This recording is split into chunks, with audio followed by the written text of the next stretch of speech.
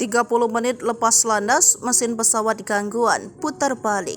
Pesawat Garuda Indonesia rute Manado Jakarta putar balik ke Bandara Internasional Samratulangi pada Rabu 31 Mei 2023 pagi. Saat itu pesawat sudah lepas landas 30 menit dan ada 88 penumpang di dalamnya. Dilansir dari Kompas.com, penyebab putar balik karena ada gangguan mesin.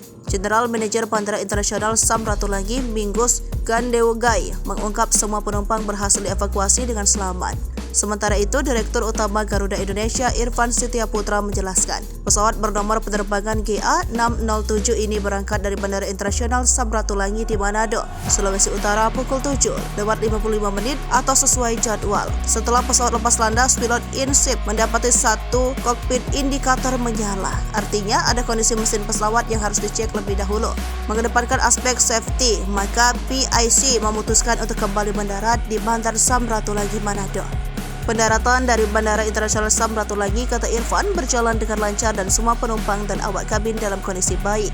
Para penumpang yang terdampak atas masalah ini juga mendapatkan kompensasi atau service recovery sesuai dengan aturan yang berlaku. Para penumpang pun akhirnya kembali berangkat menuju Jakarta dengan pesawat pengganti pada pukul 2:45 waktu Indonesia bagian tengah.